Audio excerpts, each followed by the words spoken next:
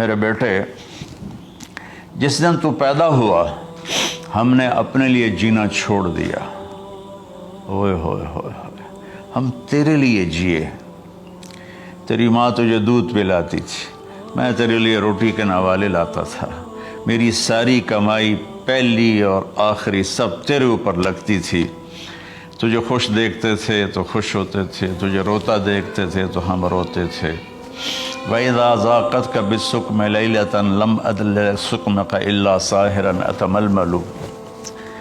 جب تو کبھی بیمار ہو جاتا تھا تو تیرے سرانے بیٹھ کر ہم ساری رات روتے تھے اور دعائیں کرتے تھے، یا اللہ ہمارے بچے کو بچا لے، ہمارے بچے کو صحت دے دے۔ اس تڑپ میں ساری رات میں جاگتا تھا۔ تیرے لیے میں نے اپنا سب کچھ لگا دیا، اپنے لیے جینا چھوڑ دیا، اپنی خواہشات کو دبایا، تیری ہر خواہش کو پورا کیا۔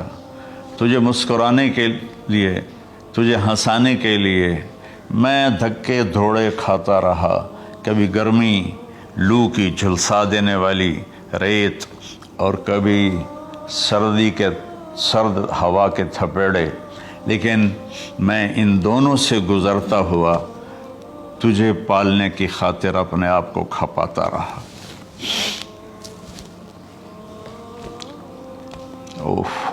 فلما بلغت السن والغایۃ التی الیہ مدی ما فیک کنت اؤمل۔ بیٹا، میں نے اپنے ہڈیوں کا رس بھی تیرے اندر ڈال دیا۔ صرف کمائی نہیں، میں نے اپنے ہڈیوں کا رس تیرے اندر ڈالا۔ میں نے جو کچھ تھا تیرے اوپر قربان کیا۔ تجھے مسکراتا دیکھ کر میں اپنے غم بھولتا تھا، تجھے ہنستا دیکھ کر مجھے دکھ بھول جاتے تھے، اور پھر آہستہ آہستہ آہستہ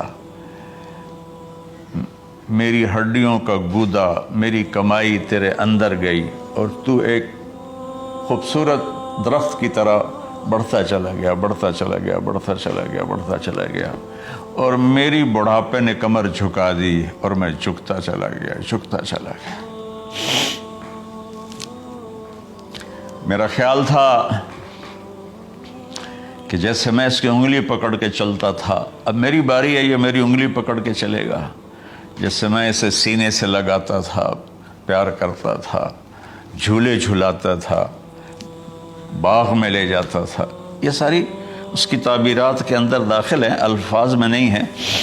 تو مجھے خیال آتا تھا جب میں بوڑھا ہو جاؤں گا نا تو میرا بیٹا بھی مجھے ایسے ہی لے کے پھرے گا، میرا بیٹا بھی میری سنے گا۔ یہ 100 دفعہ پوچھتا تھا یہ کیا ہے، اور میں ہر دفعہ جواب دیتا تھا یہ ہے۔ تو اب میں بوڑھاپے میں اس سے بات کروں گا، یہ میری بات سنے گا۔ میں اس کو نوالے کھلاتا تھا، یہ مجھے روٹی کھلائے گا۔ میں اس کا انگلی پکڑ کے چلتا تھا، یہ میرا ہاتھ پکڑ کے چلے گا۔ میری کمر بڑھاپے نے جھکا دی اور میں ایک خشک پیڑ کی طرح ہو گیا، اور جوانی نے تیری کمر کو سیدھا کیا اور تو ایک تر و تازہ درخت بن گیا۔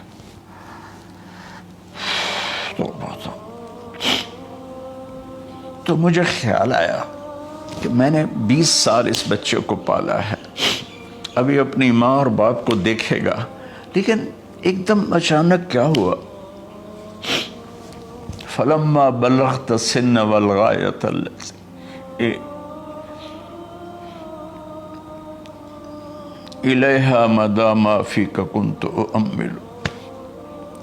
جب تو اس عمر کو پہنچا جس میں ہماری امیدیں تیرے ساتھ لگ گئیں، ہمیں بڑھاپے نے بے آسرا کر دیا، اور تیری جوانی نے تجھے ہمت دے دی، تو ہمارا خیال آیا کہ اب یہ ہمارے ساتھ وہی کرے گا جو ہم نے اس کے ساتھ کیا۔ لیکن کیا ہوا؟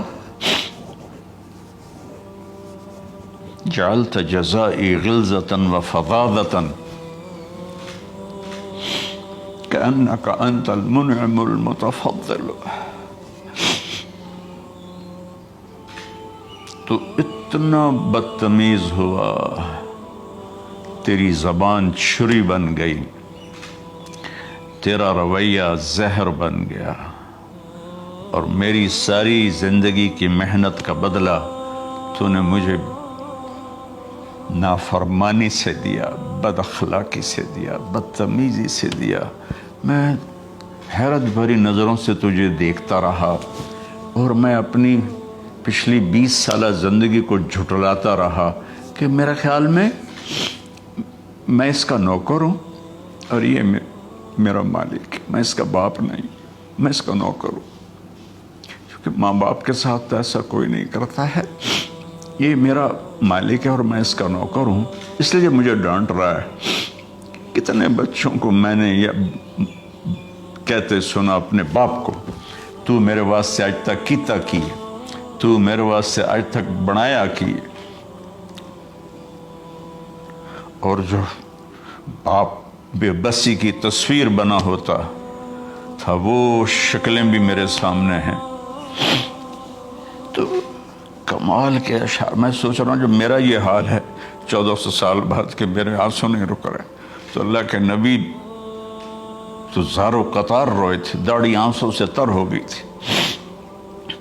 کہا بیٹا جب تو نے میری ساری زندگی کی محنتوں کا بدلہ بدتمیزی سے دیا، گالی گلوچ سے دیا، دھکے دے کر باپ کو گھر سے نکال دیتے ہیں، تو بیٹا میں یہ سمجھا کہ تو نے ایک خواب دیکھا تھا، تو نے ایک خواب دیکھا تھا کہ تو باپ ہے اور یہ بیٹا ہے۔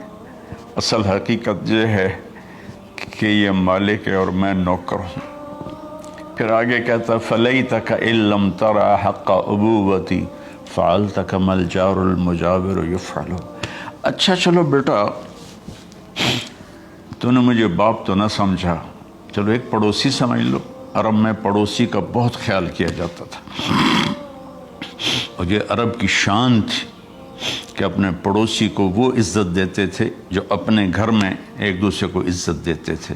تو اس نے پھر اس کی طرف اشارہ کیا کہ اگر میں تیرا باپ نہیں ہوں، تیرے رویوں کو دیکھ کر تو یہی لگتا ہے کہ میں تیرا نوکر ہوں، تو میرا مالک ہے، تو چلو اتنا تو کر دے جتنا ایک پڑوسی کے ساتھ کرتا ہے۔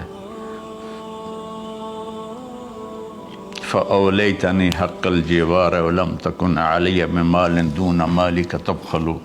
تو پڑوسی پر تو عرب خرچ کرتے ہیں، تو بھی تھوڑا سا میرے اوپر خرچ کر دیتا اور تو بخیل نہ بنتا، اور میرے خوابوں کو چکنا چور کر دیا، میری امیدوں پر پانی پھیر دیا، میرے بڑھاپے کو ذلت اور رسوائی میں بدل دیا۔ اچھا میرا پتر جا خوش رہو۔ ماں باپ کہاں بد دعائیں کرتے ہیں؟ تو میرے نبی کی آنکھوں سے آنسو، یہ ساری داڑھی تر ہو گئی، تو آپ نے اس کے بچے کو گریبان سے پکڑا اور جھٹکا دے کر دھکا دے کر دفع ہو جا، انت و مالک لابیک، تو اور تیرا سب کچھ تیرے باپ کا ہے۔ حضرت علی رضی اللہ تعالیٰ عنہ سے کسی نے پوچھا کہ آپ کے بیٹے حسن کیسے بیٹے ہیں؟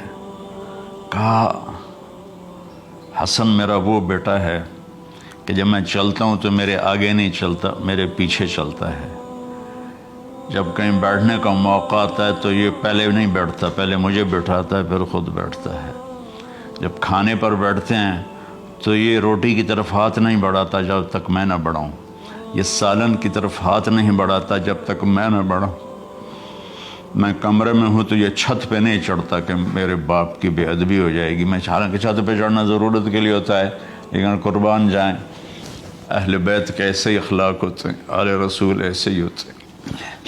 میرے عزیزوں نوجوانوں سے کہہ رہا ہوں جن کے والدین زندہ ہیں، ہم تو محروم ہو گئے، وہ قبروں میں چلے گئے، لیکن میں اتنا مصروف رہتا ہوں۔ اب یہ کرونا کی وجہ سے گھر میں بیٹھے ہوئے ہیں، یعنی میری زندگی ایسے پہیے کی طرح گھومی ہے، اور پھر دل کی تکلیف، پھر اس کے ساتھ سر کا درد شدید۔ اس کے باوجود میں روزانہ 10 نفل اپنے باپ کے لیے پڑھتا ہوں، 10 نفل اپنی ماں کے لیے پڑھتا ہوں، اور 4 نفل اپنی خالہ کے لیے پڑھتا ہوں، کہ ساری زندگی سجدوں میں سر رکھ کے اس کا ثواب ماں باپ کو پہنچاؤں، تو ماں باپ کا حق ادا نہیں ہو سکتا۔